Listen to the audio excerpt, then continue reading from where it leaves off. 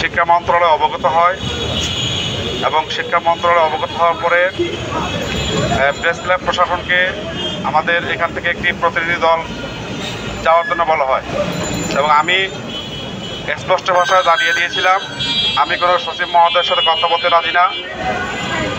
আমরা আমাদের প্রতিনিধি দল সরাসরি মাননীয় শিক্ষা উপদেষ্টা মহোদয়ের সাথে কথা বলতে চাই, অথবা ওনার পিএস শিক্ষা উপদেষ্টা মহোদয় যদি না থাকে তাহলে ওনার পিএসের সাথে কথা বলতে চাই। এখান থেকে প্রেস ক্লাব প্রশাসন থেকে জানানো হয় যে ওনারা সরাসরি শিক্ষা উপদেষ্টা মহোদয়ের সাথে কথা বলতে চান। পরবর্তীতে ওখান থেকে রিপ্লাই দেওয়া হয় যে শিক্ষা উপদেষ্টা মহোদয় একটু উনি আবার আসবেন, কিন্তু এখন বেড়ে গেছেন, এই মুহূর্তে নাই। এখন আমরা শিক্ষা উপদেষ্টা মহোদয়ের অফিস থেকে ওনার পিএসের রিকোয়েস্ট আমরা আমাদের প্রতিনিধি দল নিয়ে যাই এবং সেখানে ওনার যে পিএস, আপনারা জানেন যে ওনার আগের যে পিএস ছিল উনি চেঞ্জ হয়ে নতুন পিএস আসছেন এবং তিনি অত্যন্ত এত আন্তরিক।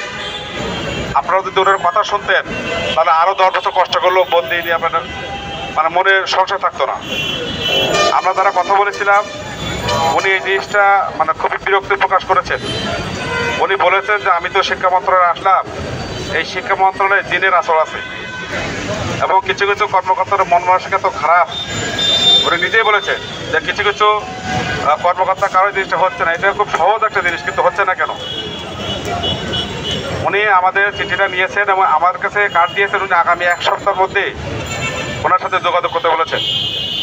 উনি বলেছেন যে আমি নিজে এই জিনিসটা নিয়ে কথা বলবো, উপদেষ্টা মহোদয়ের সাথে কথা বলবো এবং সংশ্লিষ্ট যে কর্মকর্তারা আছেন তাদের সবার সাথে কথা বলবেন।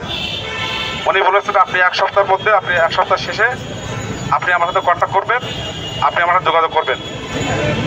আমরা ওনার সেই 1 সপ্তাহের সময়ের পরিপ্রেক্ষিতে আমরা ওনাকে সম্মান জানিয়েই এবং ওনাকে অনেক অনুরোধ করে এবং আরও যে সংশ্লিষ্ট কর্মকর্তারা আছেন আমরা সবার সাথে কথা বলেছি।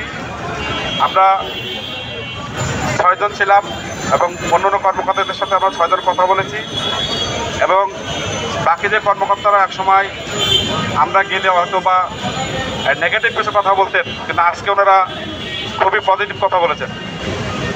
ওনারা বলেছেন যে আপনার এই জিনিসটা অবশ্যই হওয়া দরকার এবং খুব দ্রুত সময়ের মধ্যে হওয়া দরকার। এখন যেহেতু মাননীয় শিক্ষা উপদেষ্টা মহোদয়ের পিএস সাহেব আমাদেরকে বলেছেন যে আপনি 1 সপ্তাহ পরে আমার সাথে যোগাযোগ করবেন, সেই জন্য আমরা আগামী 1 সপ্তাহ পরে ওনার সাথে যোগাযোগ করব এবং ওনার যেই কর্মপরিধি, ওনার যেই পরিকল্পনা, সেই পরিকল্পনা মাফিক আমরা আমাদের সিদ্ধান্ত নেব।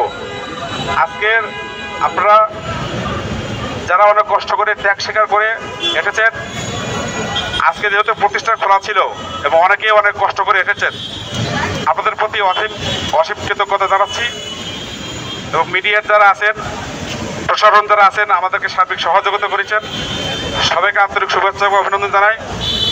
আমাদের শিক্ষক মণ্ডলী যারা আছেন আপনারা জানেন যে আমরা দীর্ঘদিন ধরে এই বন্দির দাবিতে রাজপথে আছি। আমরা বলেছি স্যার আমরা আপনাদের কতবার এসেছি, উনি আমাদের এই বারবার যাওয়াটাকে উনি উদ্বেগ প্রকাশ করেছেন। উনি বলেছেন এই জিনিসটা তো বিরাট কঠিন কিছু না।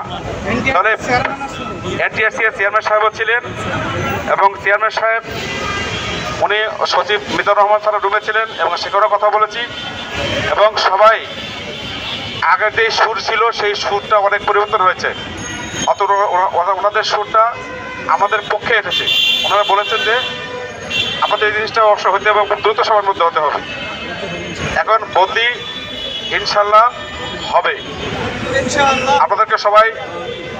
আপনাদের সবাইকে আন্তরিক শুভেচ্ছা জানিয়ে আবারও যদি রাজপথে আসতে হয় আমরা 1 সপ্তাহ অপেক্ষা করব। 1 সপ্তাহ পরে ওনার সাথে যোগাযোগ করে ওনার সেই কাজ কর্মের উপরে আস্থা রেখে আমরা পরবর্তী সিদ্ধান্ত নেব।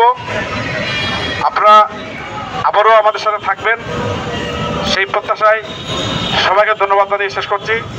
আসসালামু আলাইকুম। আচ্ছা, আজকের অবস্থান কর্মসূচি কি এখানে সমাপ্ত কিনা? আজকের আমাদের যেই অবস্থান কর্মসূচি এবং লং মার্চ ছিল। যেহেতু আমরা বলেছিলাম যে 12টায় লং মার্চ হবে এবং এটাও বলেছিলাম 12টার মধ্যে যদি আমাদের প্রতিনিধি দল শিক্ষা উপদেষ্টা মহোদয়ের অফিস থেকে আমাদের ডেকে আমাদের যে প্রস্তাবনা সেই প্রস্তাবনাটা গ্রহণ না করে তাহলে আমরা 12টায় লং মার্চ করব। কিন্তু আমাদের সেই লং মার্চ করার প্রয়োজন হয় নাই। আমরা আগেই আমাদের কথা বলতে পেরেছি, ওনারা আমাদেরকে খুব ভালোভাবেই আমাদের কথা শুনেছেন। এজন্য আজকে আমাদের অবসর কর্মসূচি এবং লং মার্চ আজকের মতো শেষ করছি। সবাইকে ধন্যবাদ।